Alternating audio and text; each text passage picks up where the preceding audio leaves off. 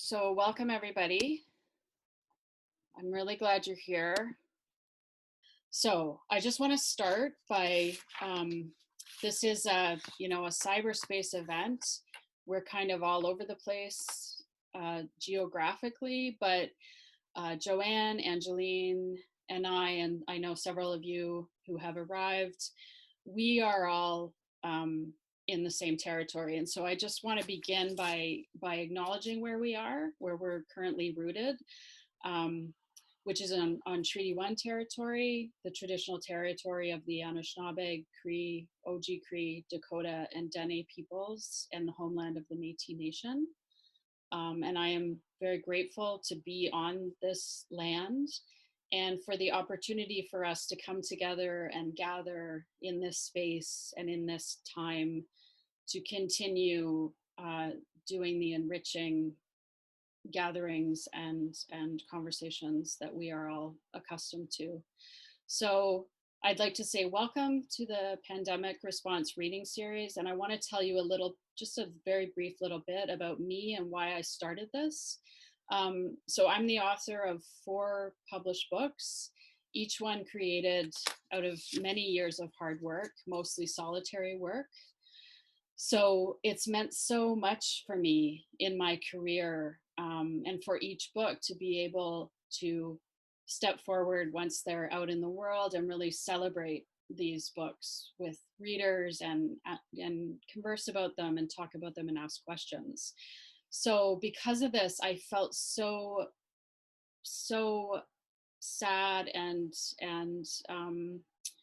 compassionate for the people who have books coming out this spring and don't have that opportunity. And I wanted to help with that. I wanted to give a little bit of an opportunity to share these books and to help celebrate them and help acknowledge all that hard work that's put into them. So that's why I started this. It just came to be. And so there are several other events coming up. We've got Sarah Enns will be reading. Next week is Joanna Lilly, who will be reading from her book Endlings, a collection of poetry put out by Turnstone about extinct species, which has earned lots of praise, and it's a lovely book. I've just started reading it.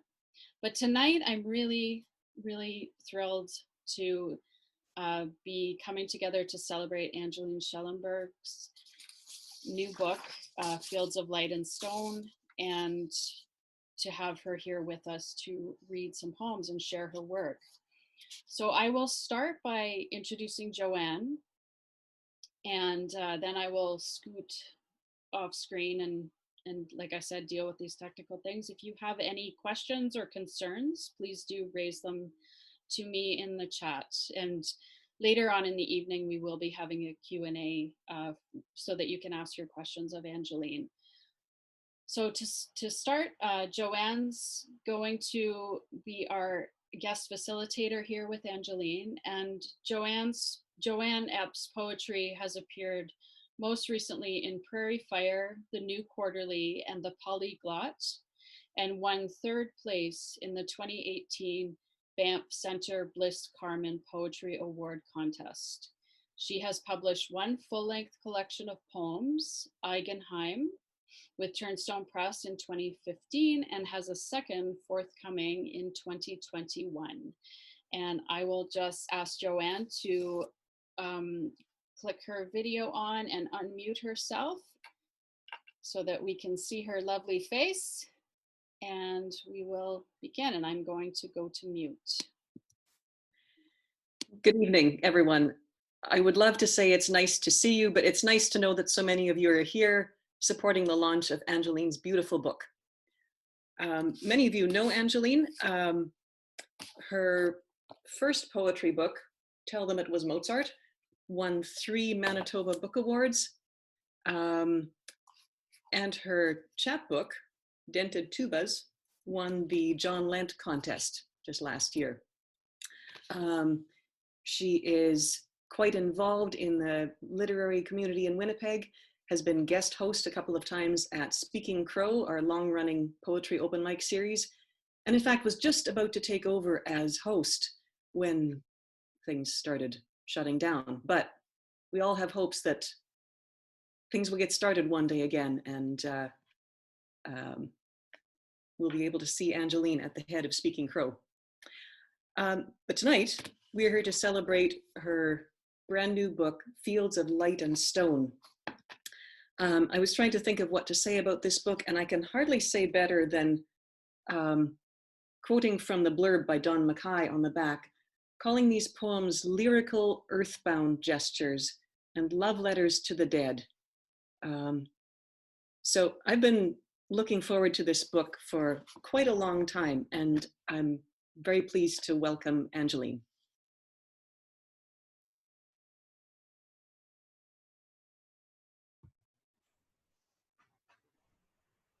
Thanks, Joanne. Can you hear me okay? Yeah, Joanne has been involved with, thank you for the claps. Joanne has been involved in helping me bring this book into reality. We've been meeting once a month since 2011, and that was when I started working on both of my books, meeting to give each other feedback. So she's my first reader for everything.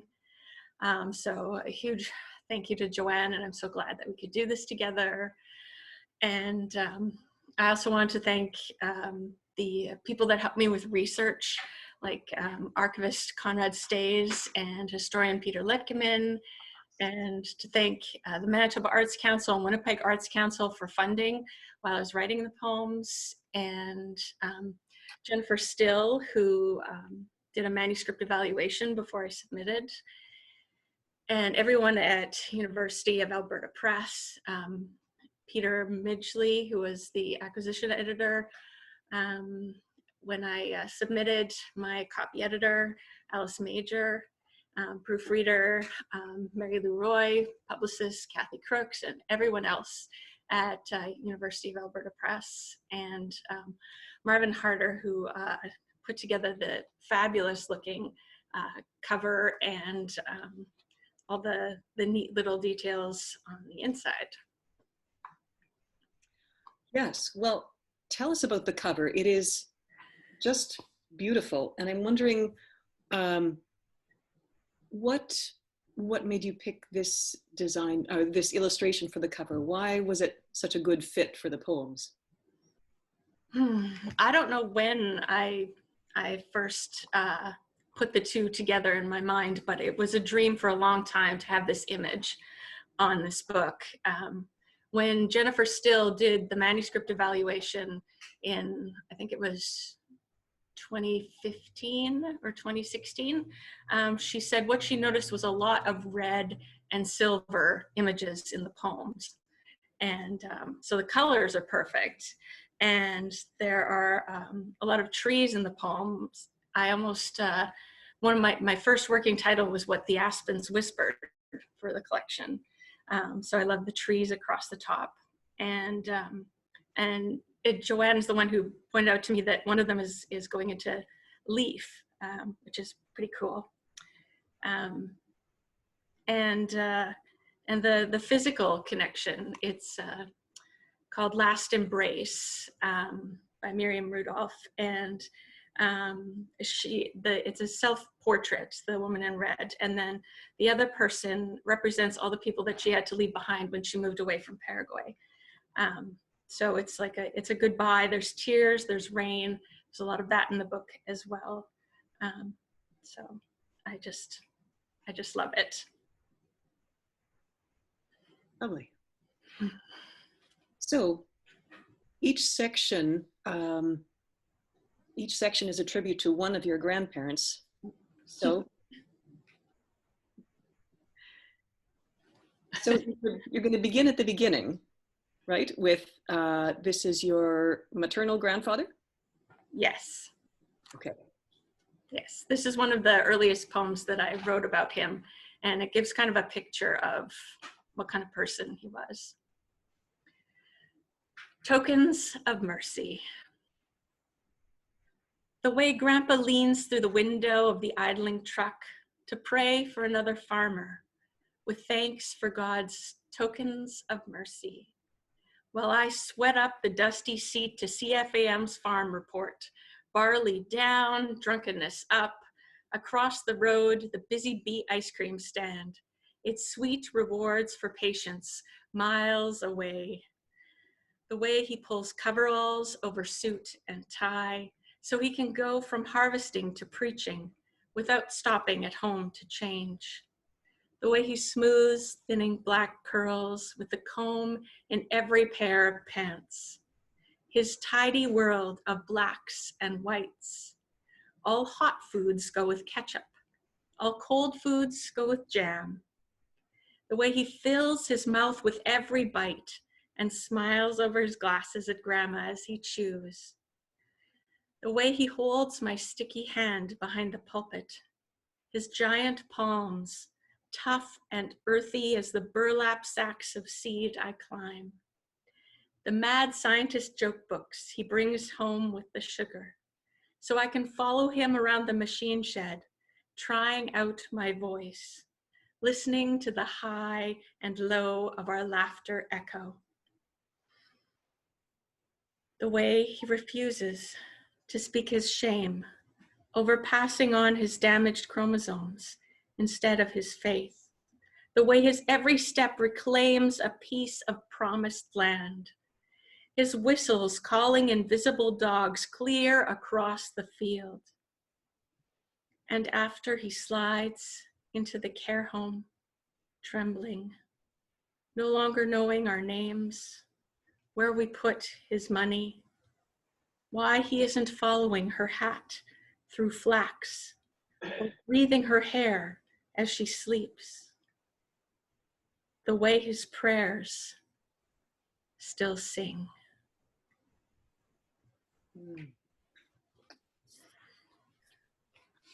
One of the first things I noticed about this book is all the references to bodies, especially hands, and not just references, but an affirmation of the body. Can you tell me why that's so important? I even asked my editor, Alice Major, are there too many hands here? Because I think there's 14 hands, 10 arms, and 9 fingers that appear in the book. Like my first book, it was too many dirty socks. This one, it was hands. So I moved up from the feet to the hands. But anyways, yeah, I feel like, at least in the Mennonite tradition I grew up in, the body wasn't that important. It was all about what do you believe, not what do you feel or how do you move or what do you touch. It was very cerebral.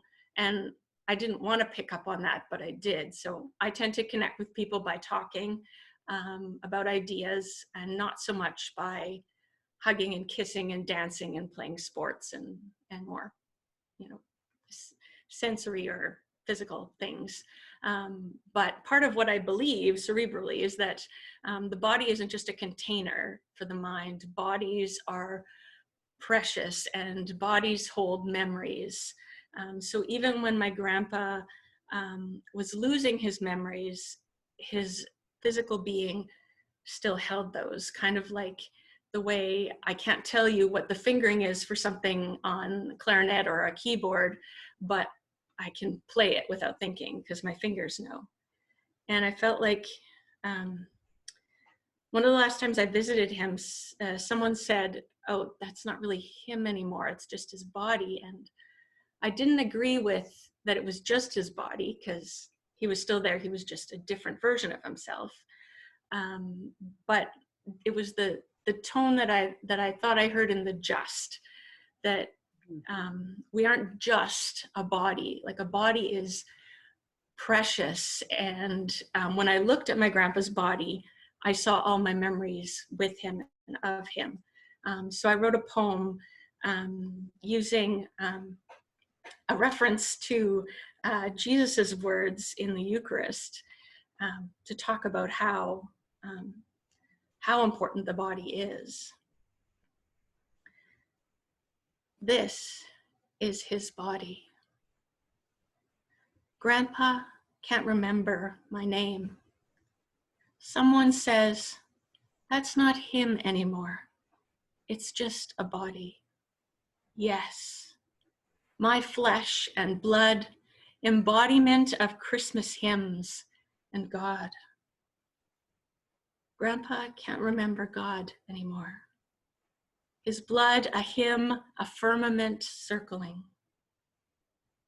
Grandpa can't remember the days we sat side by side on the combine, our lungs still sparkling with chaff.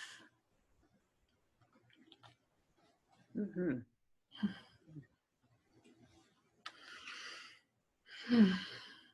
There's a lot of found poetry in this book of different kinds that you got from quite a variety of sources.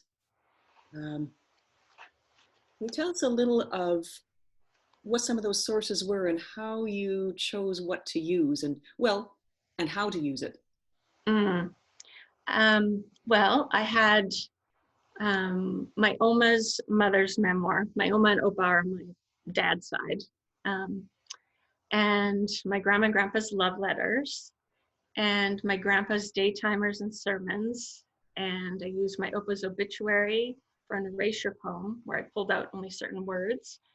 And I did a phone poem using the interview notes that Peter Letkeman used when he talked to my Opa and wrote a book about my Opa's hometown in Russia, Arkaduk. I wish I could read one of the daytimer poems or the daytimer poem, but it's hard to, I haven't figured out how to perform it, but it's really powerful because it shows the progression and it puts together his love of farming with his love of preaching in the pieces that I chose to combine. And then it also shows his frustration and confusion when he became ill. So, so one of the other found poem that I did was I had a cassette tape of the open mic at Grandpa's funeral, and I took phrases that different people said about him, and I combined them in couplets. So the first line is by one person, and the second line is by someone else, but I put them together. Yeah, and I like the repetition in it and the rhythm of it. So I would like to read that. Funeral tape. I think about Abe as I prepare for winter. He didn't focus on the other side of us. It may be dark, but I want to speak of the future. What Abe would have wanted, God has given. I'd like to leave 2 verses with you. He made his own ice rink. One is out of Exodus, his time in Evergreen. His first son was a few words in closing. We are all frail human vessels. I never received a handshake like Abe would give. God has taken. Abe never crumbled. Down the valley, one by one, those who wait on the Lord will be radiant. If we stand under God's hand, it may be dark. To make peace with our past, he bought me joke books. He was tormented. That guy could sing. A few words in closing. We're all frail human vessels. Poor guy had to run behind while I sat on the bike. The road is more pleasant than the inn. I'd like to leave 2 verses with you. We forgot our boy at church and pastor brought him home.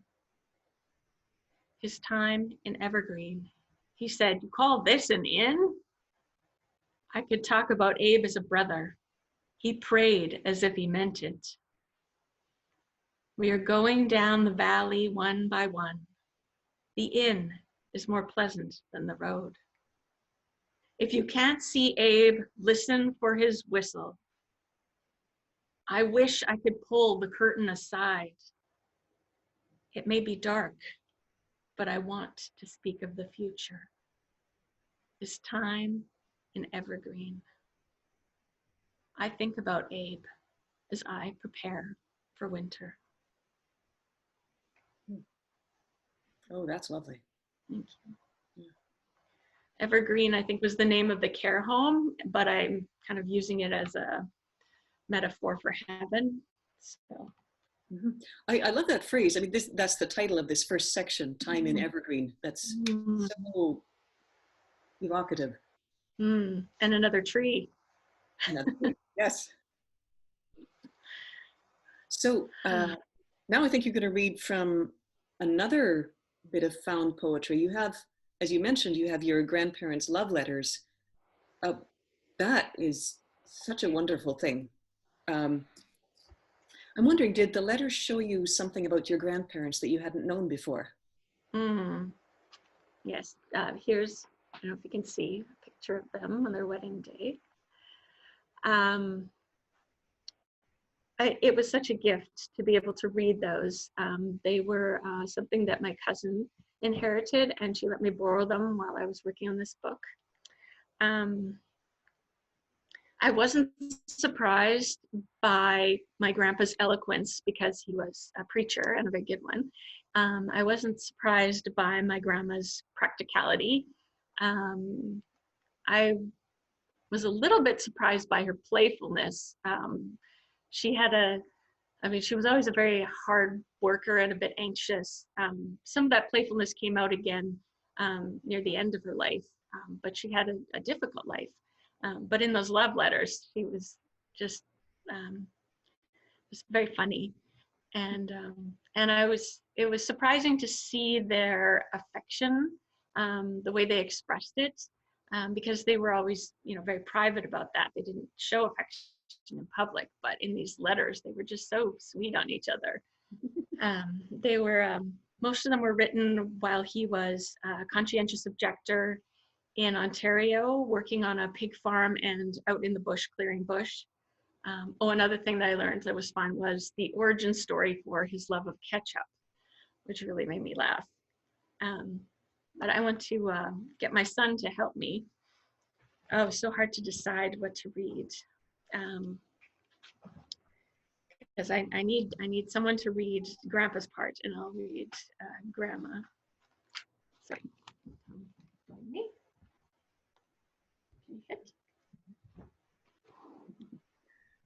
Hello, Kieran. This is my son, Kieran. He's a student at CMU. He's also known as the best pandemic hair in the hemisphere. All right.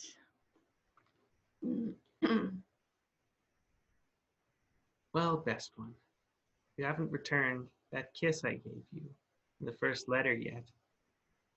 The little chicks are coming along very nicely. We've lost very few of them up until now. But I'll steal one tonight. Daddy and one of the boys are going to Peter's to get some coal for the brooder. I'll appreciate it so much more to be with you again. The boys' two main subjects of conversation are still skating and trapping muskrats. And then even in our own little home.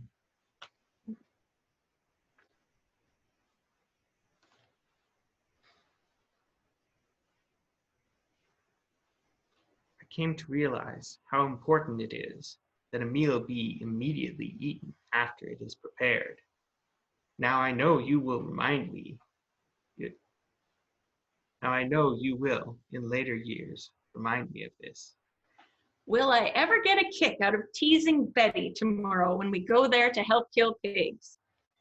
Then I'll retort that our home isn't as cold.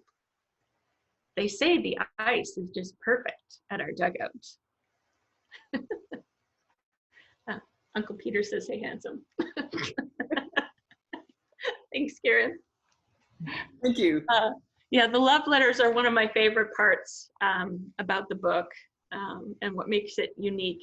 I've interspersed their words to each other, just snippets of them that I've taken out of context and kind of made a new context for. And I've interspersed them with my words to them. So it's kind of like a love letter from them to each other and a love letter from me to them. Ah, exactly, yes. So we're moving now into the second section, your grandmother.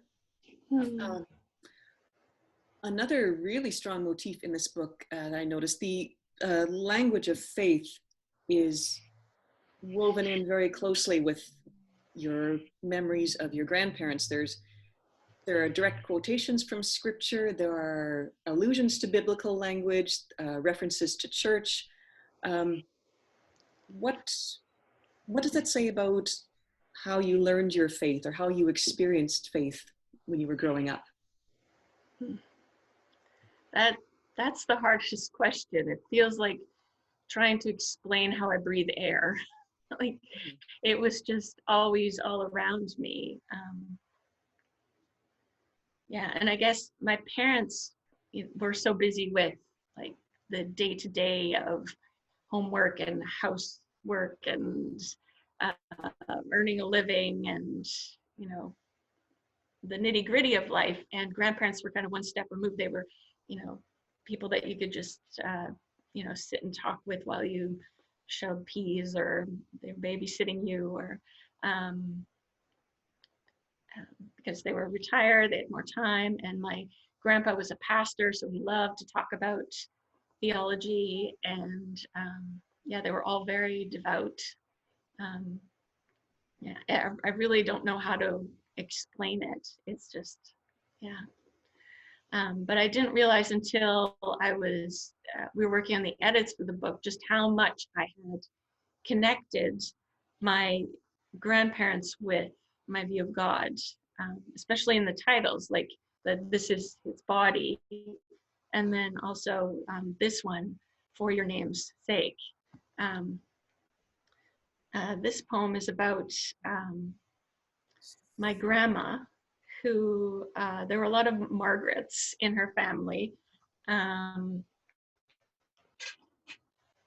This is a photo of her parents and her older sister, Katie, who had a memoirs that I didn't quote, but I used for information. And the baby is my great-grandparents' first daughter, Margaret, who died before my grandma Margaret was born. And my great-grandma's sister was also named Margaret. And when my great-grandma died, her sister Margaret married her husband. So Margaret, lots of Margarets. So I had to do something with that. I did something with the name and the meaning of the name. And in the book, there's also another poem about their love story. My grandma was only 2 when her birth mother died in childbirth. But her sister, Katie, talks about just how much they loved each other and how they missed each other so much when he was a conscientious objector. I think he was carrying wounded people off the battlefield. So there's a story about them in the book as well. So this is a poem about the Margarets. There's an epigraph from Psalm 23. Even though I walk through the darkest valley, I will fear no evil. For your name's sake. From the Greek margaritis, a pearl. Here is your baby Margaret, who soon after light imprints this negative, will spill into a pail of scalding water. An irritant covered with nacre. Great grandmother Maria, you will not give the name time to dry before pinning it to another. After Saint Margaret, patron of expectant mothers, you will die in childbirth when your second Margaret turns 2. Legends tell of her escape from a dragon. And your sister Margaret will take your life, husband, house, newborn, and lock your last Margaret in a closet. Rare, resilient, iridescent. Maria, your faith in a name can save at least one.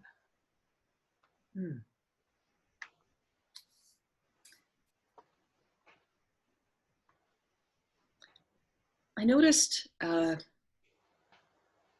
well, you know, we often talk about motifs as threads running through a book, and there are literal threads in this book, threads, fabric, sewing, and not only in the poems about your grandmothers, as you might expect, but in a couple of the grandfather poems as well. I was wondering how that motif emerged, and what does that say to you about the way you remember your grandparents? Well, I do remember them quilting or knitting or mending. But I think the first reference to threads and sewing was in the poem quoted on the back of the book about my grandpa, because it's about genetics, and DNA is kind of like a thread, looks like a thread, and it kind of sews us together with our ancestors. I think because I cannot sew to save my life, sewing is sort of a mystery to me, kind of like genetics and inheritance.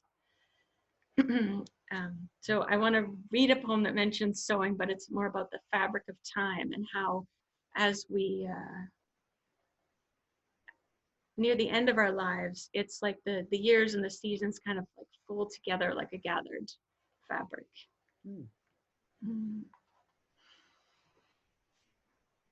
Are you sewing, Mom? My mother asks, as Grandma twines her fingers through hospital sheets. I'm planting marigolds, she answers with a childish grin. And tomorrow, you and I will bake meat buns for Christmas.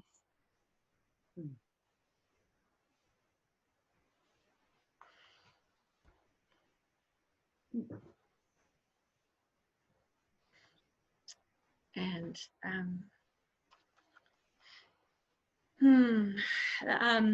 there's, in my dreams, there's a house, and it's a house that I've only, I think, seen once, and it wasn't when anyone was living in it. It was torn down when I was little, but it's the house that my grandma lived in on the farm in Boisevane, and then where my mom was little. If you can see that with the gloss. But it's one of those lovely old 2 stories with the porch and the turret and the brick and everything.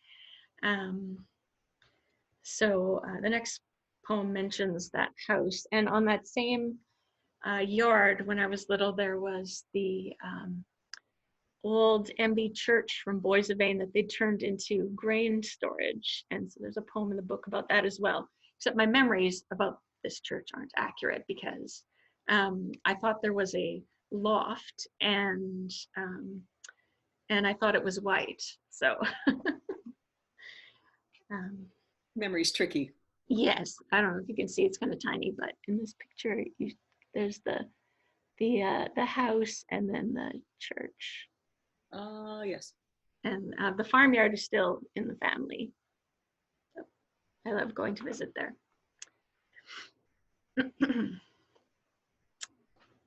There is the old brick house. There is the chocolate-scented doll we found at the co-op. The yo-yo Grandpa taught me to snap up. The barn cat that finally came close enough to touch. There is the empty machine shed, the rusted bike, the first time he let go. There are robin's eggs, tomato sandwiches on the tailgate, Grandma's slippers down the hall. There's the candy jar she slid across the table, the smell of warm Play-Doh on her hands, her oatmeal massaging my cheeks from the inside. There's the smile in her late night long distance hellos, the way she patted her soft hair down as if her life depended on it. There are clouds above canola, unfinished prayers. There is the wheat-scented rug, the chimes at 3 a.m., the Afghan she folded around my shoulders. There is the blistering road to the cemetery, the glossy lake that still fades when I draw near. Yeah, you said something about having seen the place only once, but it's surprising how things like that can have such a firm hold on your memory. Yeah, and I'm sure there are mirages on gravel roads elsewhere, but I don't have any memories of seeing it anywhere except on that road between the farm and the cemetery in Boisevin. Mm-hmm.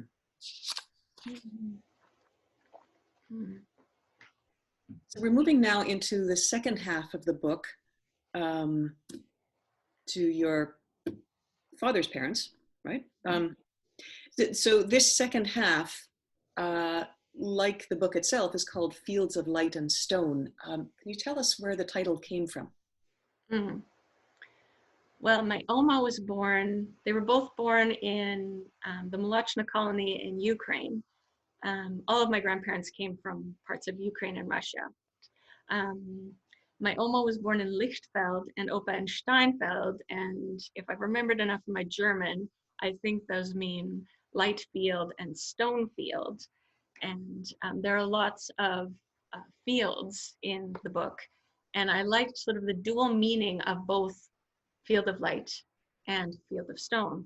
Light being something that can either scorch a plant or make it germinate, and stone either being something that can keep a seed from sprouting or something that you can stand on to get a good view of the lay of the land. And so I feel like I've inherited both things I want to receive and things I want to let go from all of my grandparents, things that have made me grow, things that have made it harder to grow in other areas, but definitely they've all given me a stone to stand on and look at what I've inherited.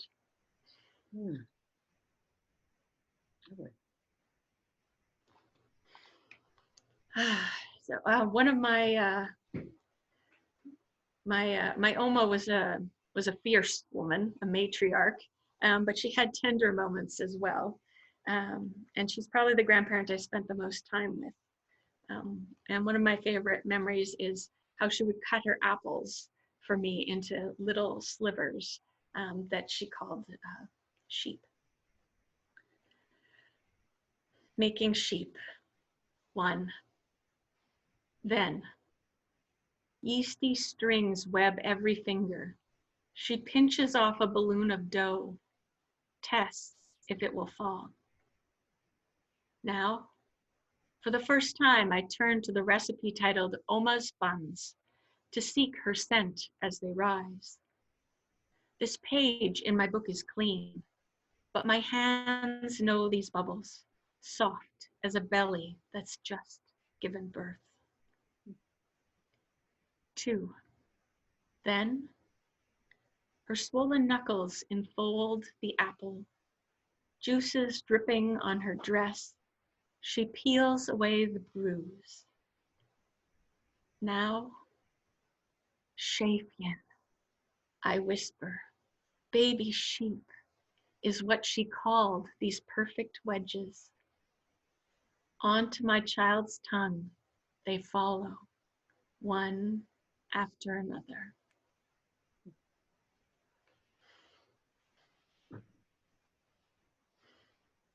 And Oma made Christmas for me. Christmas has kind of lost its magic since she died. So I had to include a poem about Christmas Eve after the program at her house.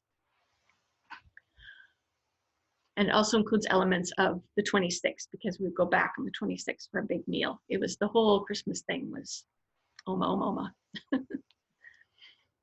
All is bright. Our hair tinseled by tossed off halos. We breathe silvery air from the manger to Oma's front door. Oma rocks the invisible infant to Stille Nacht. Our distortions stare back from cracked baubles. lemon candy slices speckling each finger. Our coat's arms entwine across the sofa. Another year of faults, smothered by gravy, the centripetal force of snow.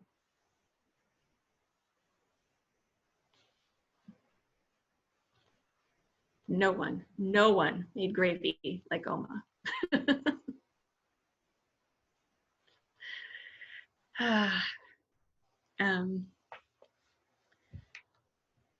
There were a whole bunch of poems that didn't make it in, because we wanted the book to, all the poems to speak to each other and flow, and some pieces just, we couldn't quite squeeze them into a place where they made sense. So, but one of the stories that I really liked, that we almost put in, was one that John Longhurst mentioned in the Free Press yesterday.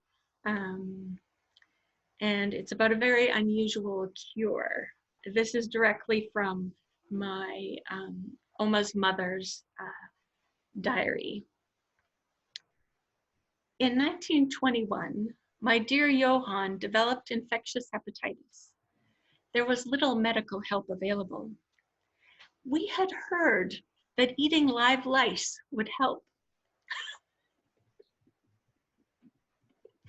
In desperation, Johann asked me to go and see if his brother Heinrich, who had just come home from the front line, had lice. I brought some back home, even though I was convinced it would not work.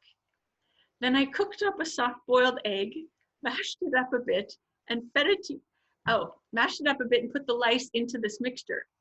My sister Greta took this mixture and fed it to Johann while I ran outside and threw up.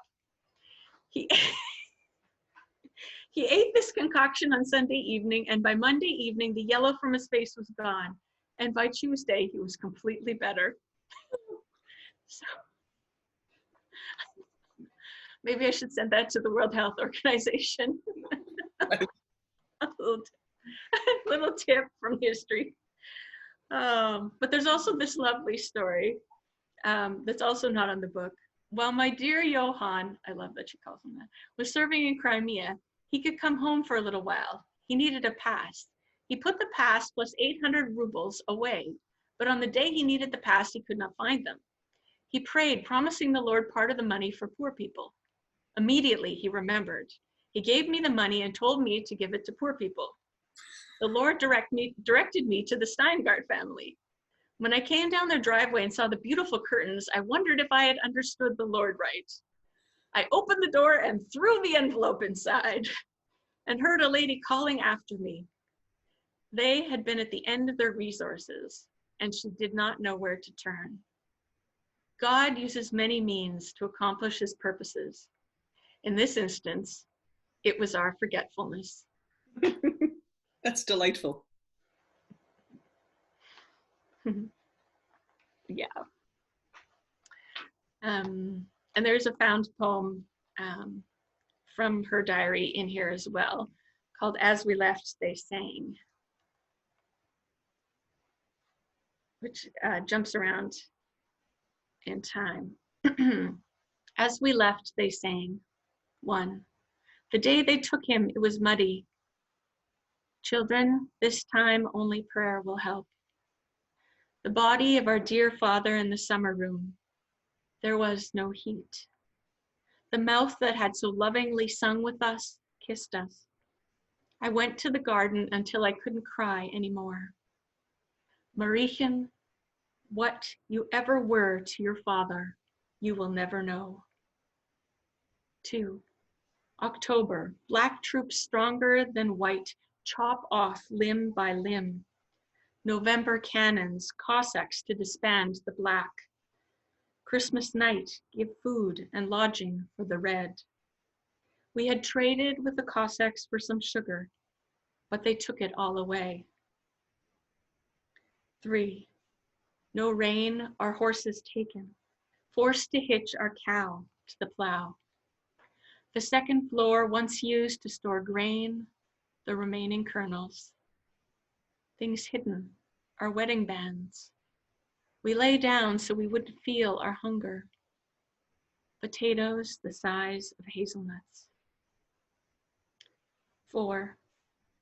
The caragana trees around our house in full bloom. After dinner, a light rain. Our big dog Woolshank and our little dog Damka and everything dear to us stayed back. As we left, they sang, Jesus, go before us. Tears as our train took us away. Those are the words of my Oma's mother.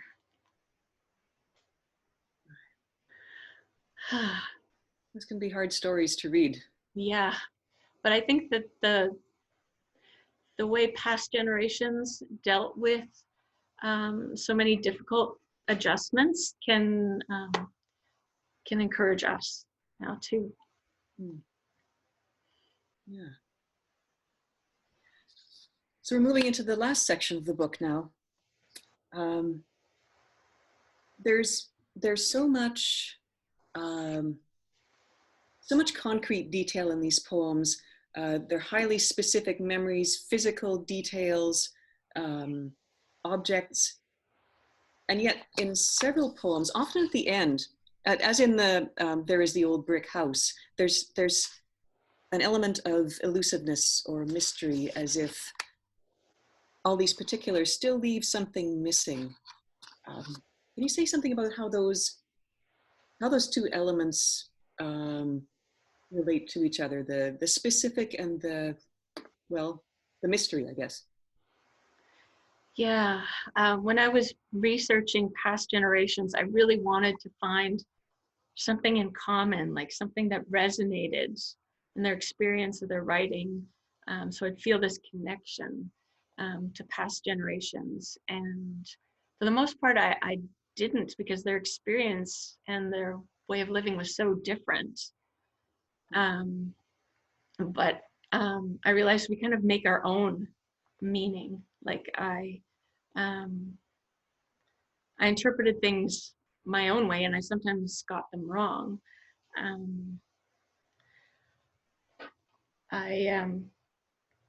Lost my train of thought. I was thinking of, I did some research into my maiden name, my Opa's name, Falk, and found out that it is related to falcons. So the early Falks may have been bird trainers. And in a poem in the book, I suggest, well, maybe we actually descended from birds because of the way we flew from Holland to Prussia to Ukraine to Russia to Canada, and just dove into whatever open space we could find. But the fact is that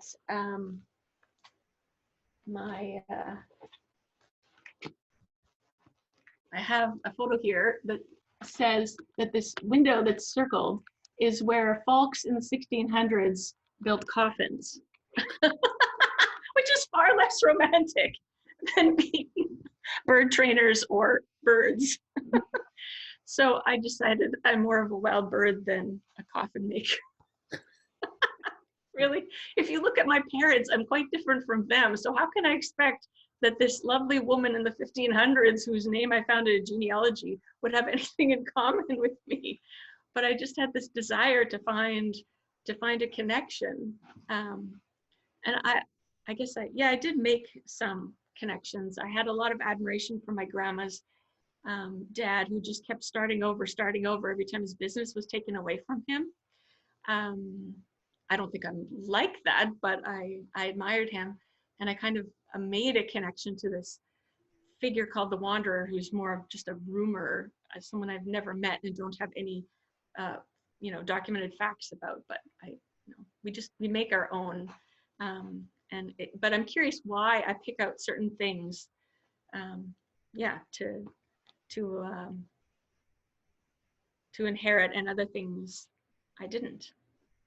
Anyways, this is a poem about my Opa, who was born in Steinfeld, Ukraine, but when he was young, moved to Arkadak, spent his whole youth in Arkadak and immigrated from there. And it's about that the elusiveness represented by the Russian words that I don't understand. So it starts with a epigraph by the editor of my first book, Elena Muntz. To have a grandfather is to be spellbound and unsettled, to be surrounded by languages you can't speak. He made me promise to remember Arkadoc. In Arkadoc's crowded markets, vendors yelled what sounds like "Yabluka," apples, and "Duraki," you fools. Russian words Opa passed me like forbidden fruit. He crossed the ocean at 19 with a fur coat and a 7-string guitar that I never saw him play. Opa slipped brown bills into apron pockets at the Chicken Chef, pressed one crisp dollar into my palm every time he caught me in a skirt. He peeled apples perfectly with his pocket knife. I licked the red curls. He had a smart black hat with a red feather for Sundays, a gray fur cap with flaps for stamping through the barn. When Opa took off the hat for dinner, his hair was a glint of weeping birch bark in the sun. Opa scraped bedtime stubble across my cheeks. In the autumn wind, they still burn. Opa didn't die. He slips between the apple sellers, guitar on his back, younger than I've ever seen him. When Opa called me Bufja, I heard sweetheart. My dad heard pigtail. But no Russian I've ever met knows its meaning or carries its puff of air inside her like a seed.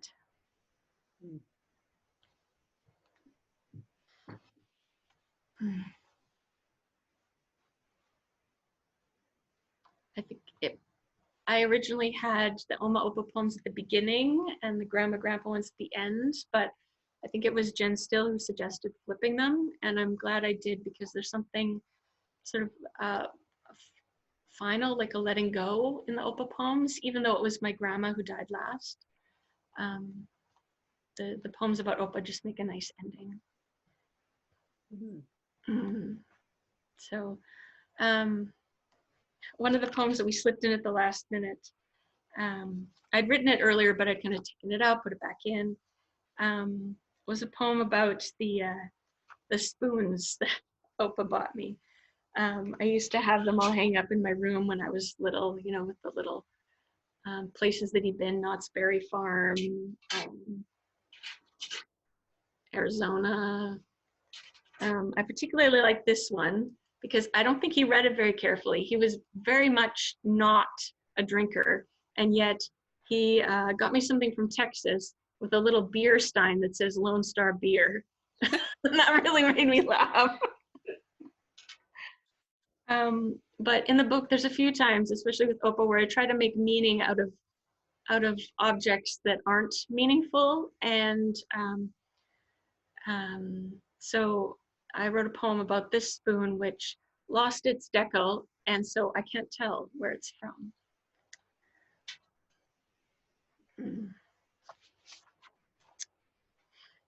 Souvenir. On my lap, the tarnished spoons from Opa's travels, maps etched into their curves, tiny ads glued to their handles. Arizona prickly pear, Lady Liberty, Bodensee. From California, a castle dangles. All the places Opa left me for, the shiny evidence that he remembered me.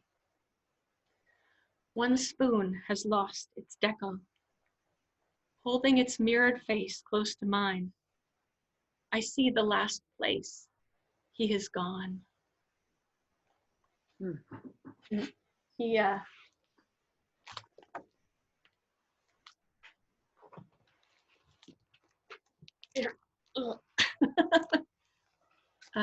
That's a photo of him when he was young. That's where I get my nose.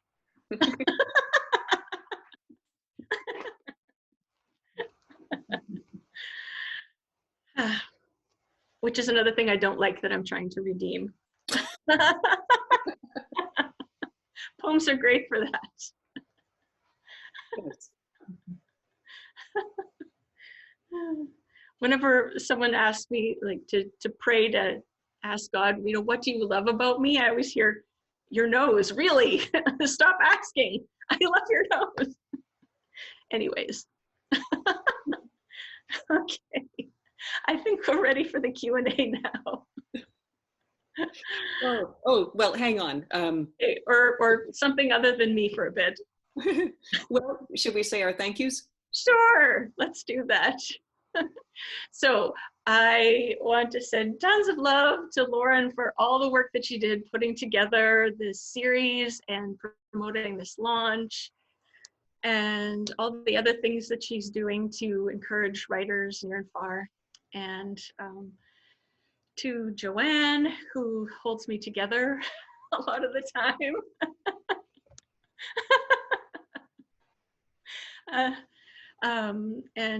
Who rolls her eyes in the most encouraging way at everything I say. Of course, a huge thank you to everyone of University of Alberta Press, and to the booksellers who are working hard to sell our books, even though they can't be open. I look forward to them being open again. There will be an actual launch at McNally once it can. Well, this is an actual lunch. There'll be a lunch where you can eat cake. So stay tuned for that because you'll want cake. What else was I going to say? I don't remember. So back to you. Okay.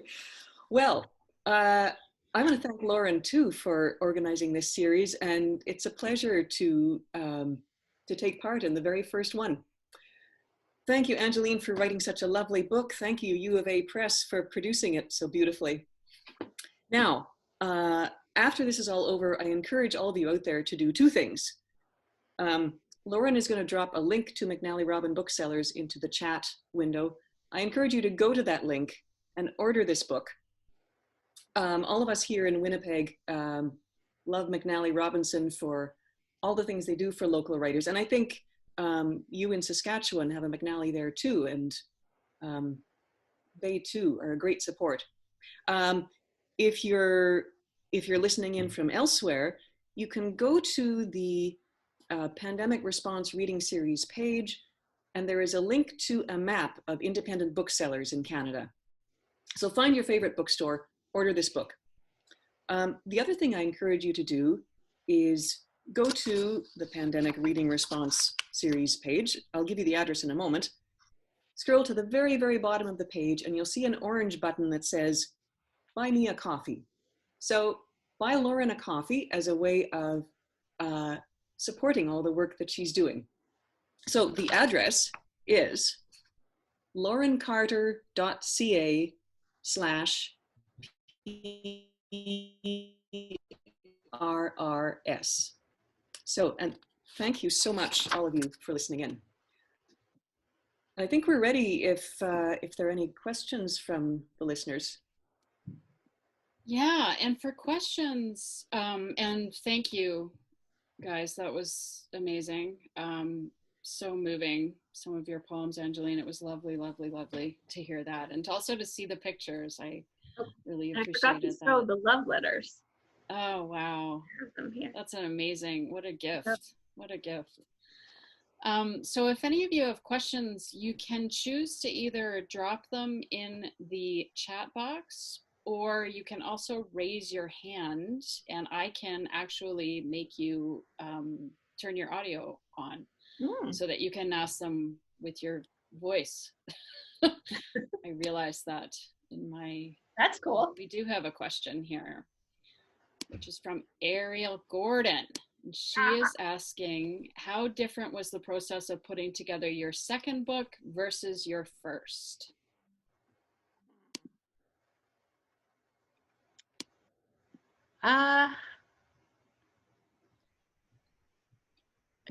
I don't know.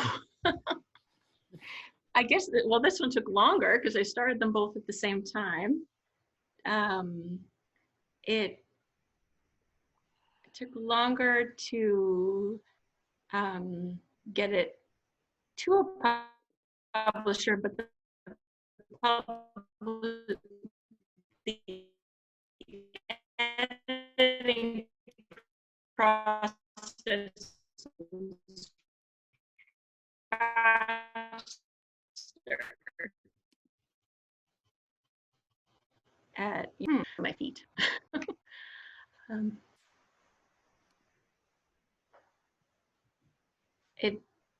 Most of the book was together by, I think, 2015. And I've just been kind of tinkering on it since then. But the framework was all there. So you'd think with all that time to sit that I would have got all the errors, but I just discovered yesterday that I misunderstood one of the daytimer things, and I said it was by my grandma, and it was actually probably by my grandpa. He just put her name in the front of it, so threw me.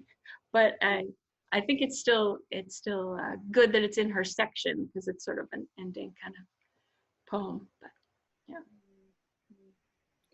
And then Myrna Geimer has a question. She's raised her hand, so I'm going to allow Myrna to talk. So Myrna, Do I talk? Yes, you're on. Yes. What's your question? I want to thank all of you for this. This is very, very nice. Very nice.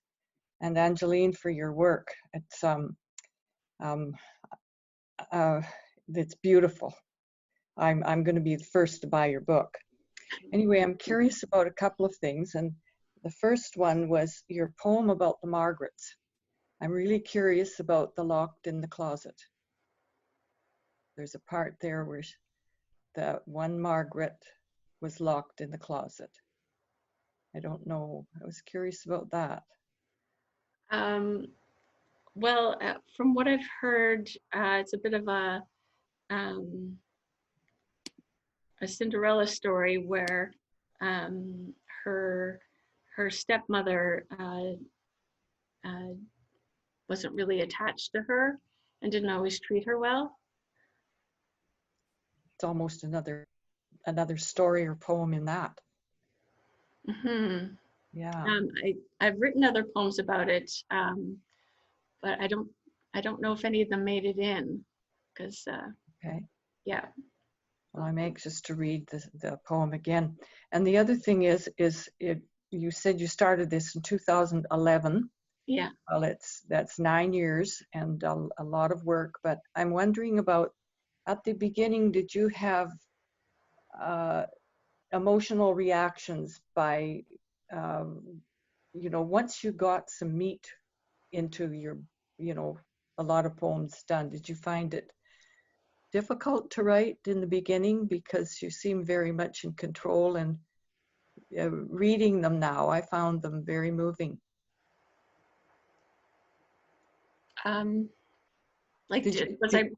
Did you get emotional while you're doing them and reading the history of your grandparents, all of them? Yeah. Is it emotional for you? Yeah, probably, especially in the beginning, because my grandma, who was the last to pass away, died in January of 2009, so still fairly fresh. So yeah, it was emotional, but it was also cathartic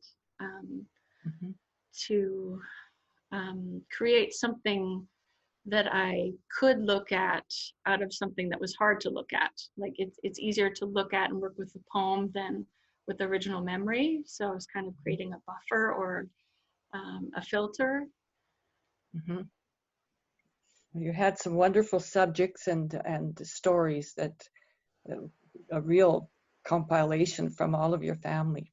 So thank you, Angeline. Oh, you're welcome.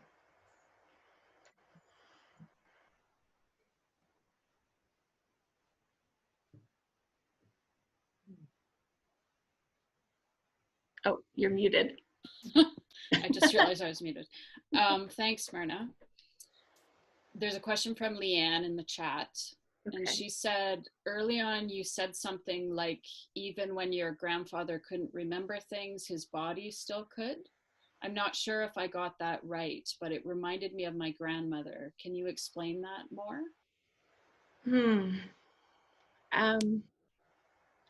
Well, he had FAXTAS, which is Fragile X associated tremor ataxia syndrome, which is a late onset degeneration of balance and memory in older carriers of Fragile X syndrome. They weren't affected by Fragile X in their younger years, but then later on they can develop these difficulties with motor and memory. And so he was forgetting things.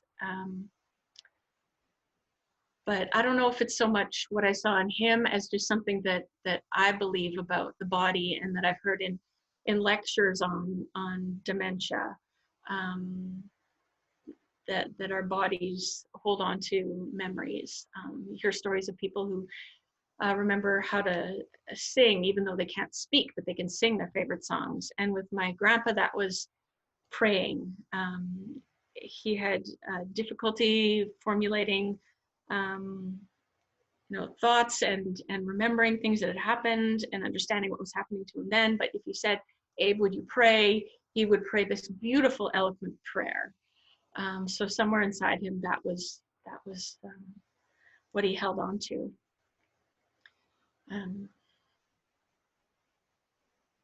Yeah, I don't know if that answered your question. Yeah, it's I really loved that the found poem from his daytimers.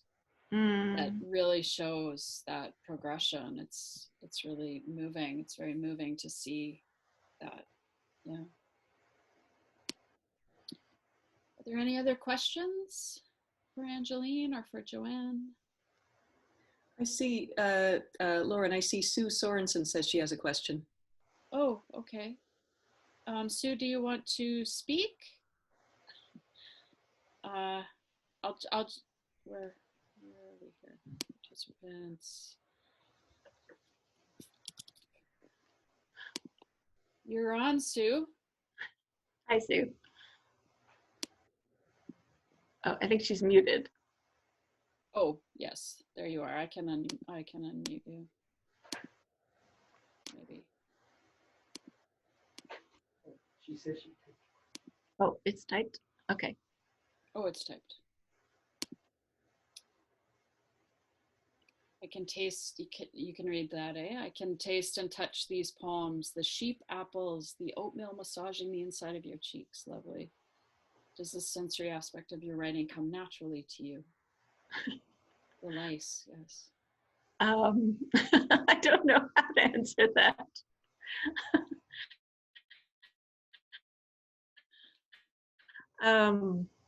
Does it come naturally? Does it flow? Sometimes, I don't know. Poetry usually isn't easy. You have your bursts of inspiration and you have your moments where you slug through and something happens. I don't know if that's natural or not. I don't know. I get a lot of wacky ideas, and then I have Joanne or people like Alice to tell me whether I'm allowed to use them or not. So I'm not always a good judge of whether it's a beautiful sensory image or just way too weird. But thank you, that means a lot. Yeah, she says, well, it's working anyway. Yeah. Yeah. I mean, authors aren't always the best judge of how things happen. They just do it and then other people explain it to them. Yes. We have a question from Ariel. She asked, do you ever rebel against Joanne? I can just hear Ariel saying that. My opinion. Yes, Master. Yes, we do disagree. I often try to pack far too many meanings into one word. And she'll be like, why are you doing that? And sometimes I'll keep doing it anyway, and other times I'll go, you're right, it's a little much. Or I'll have something that I think just sounds like, and she'll push me to explain like what it's doing. Yeah. That's a Or good she'll friend. say, like, That's a good poet friend. yes, or she'll Yeah. say, I thought this meant this. Is that what you want? I'll be like, heck no. Glad you told me. I didn't know that was in there. Yeah, Luella says, Ariel, trying to stir things up. As usual. Yes. Yeah. My uncle said that he would come on here to fight off any hecklers, and I said, you can handle all the hecklers, but leave Ariel alone. She heckles in a very nice, Yes. well-meaning way. So she's the designated heckler. And you've had some lovely notes from Elaine. Phrase. I don't phrase. Yeah, so there's a lovely one there. Thank you. Any other questions? Myrna, did I see that you had another question?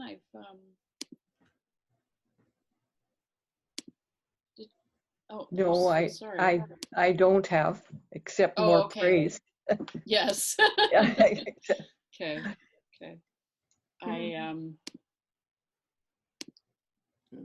great. Any other questions? Yeah, here's another one. What are you working on now? Good question. Me? Yeah. What are you working on now? That's from Ariel again. The best. Oh dear. Don't be afraid to ask questions. I won't treat anybody else this way. I love if people are watching from outside Winnipeg. This is a beautiful Winnipeg moment right now. Well, writers, we have to challenge each other. What was the question? I'm writing. I'm responding to wacky questions that people have asked the internet. So things like, can invisible people see other invisible people? And how do I know if the child I'm carrying is really mine? And how do I tell my parents I'm adopted? Do you think we'll ever walk on the sun? Wow. Yeah. Yeah. That sounds really fun. Yeah. And I'm going to put them together with some poems from my color chapbook that I did with Jack Pine last year. Mary Reimer says, you have the most wonderful laugh. Clearly you find joy in what you do. Is there a particularly meaningful poem in this collection for you personally? Oh dear. You want me to pick a favorite baby? I don't know. I think I weeded out most of the ones that I was uncomfortable with. I think I may have left a few in my first book just because my editor liked them so much, but this time I didn't. I don't know. It's more like I've got favorite lines that I just love to read. Like in a poem about my grandpa, Dementia Warm October. Even the wasp in my ear is translated. I don't know where that line came from, but I like it. And yeah, I guess the love letters, like pretty much anything I didn't write are my favorite parts, the parts I stole from my ancestors. Is that wasp line not yours? Oh no, that's a poem that I did write that. It's just one of those lines where it's like, did I write that? Where did that come from? So yeah, I like that. That's beautiful. Yeah. Great.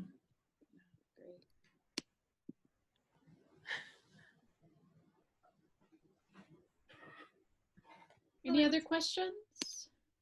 I wouldn't say stole from your ancestors, inherited. Yes. Repurposed. Yes. They didn't know they were poets. Yeah. I had a question about that actually. The putting the love letters in as you did that, because I imagine you've had access to these letters for a long time, right? So is that something that kind of, how did the idea come to you to do that? Actually, I think I asked to borrow them after I started writing the book. So I wanted them specifically for the book. I did feel really awkward about reading their very private communication and then publicizing it.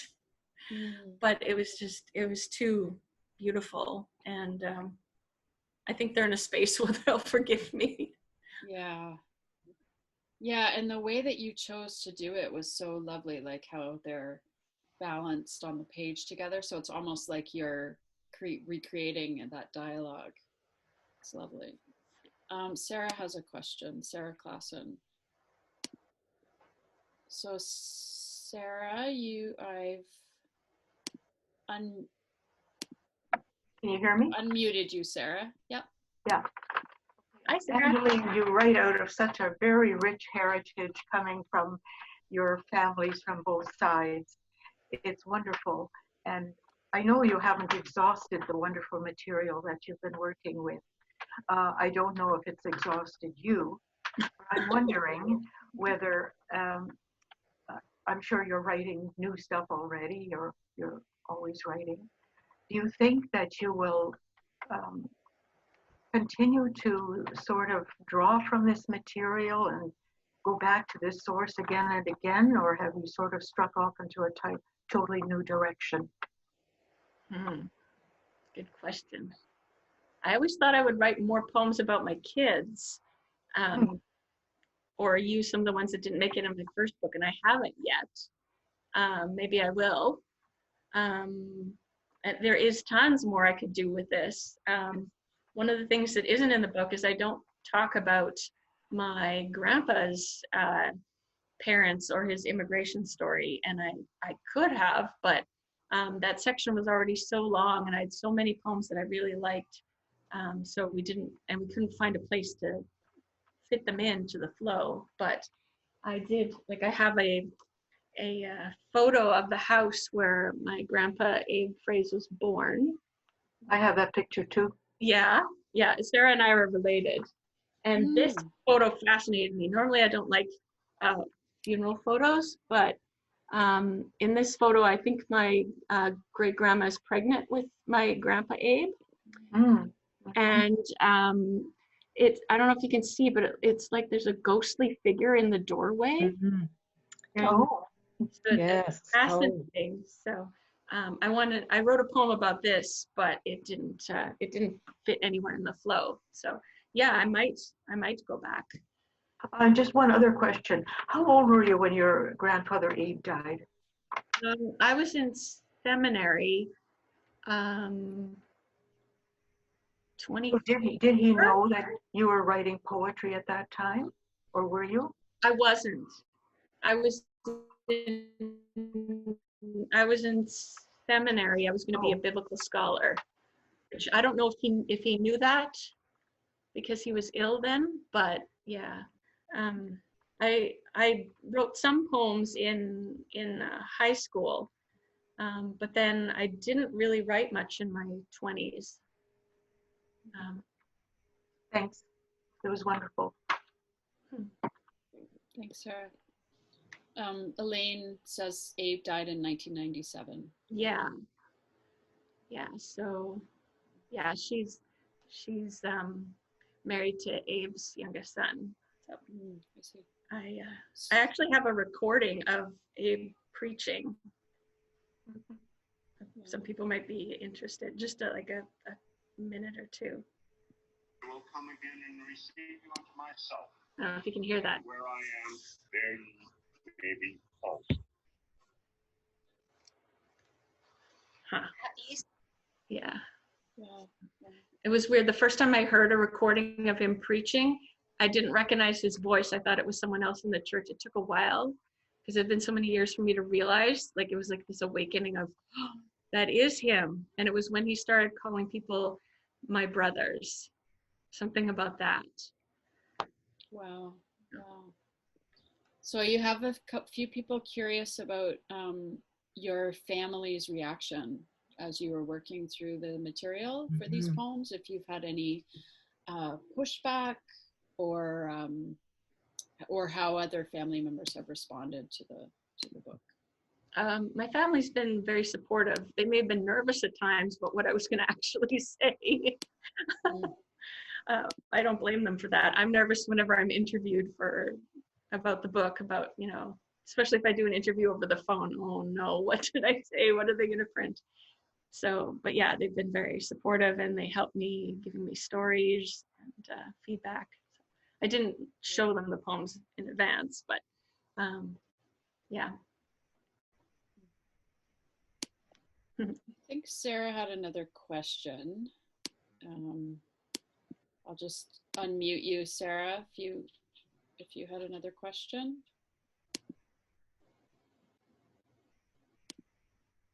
Maybe she didn't. I don't seem to be able to unmute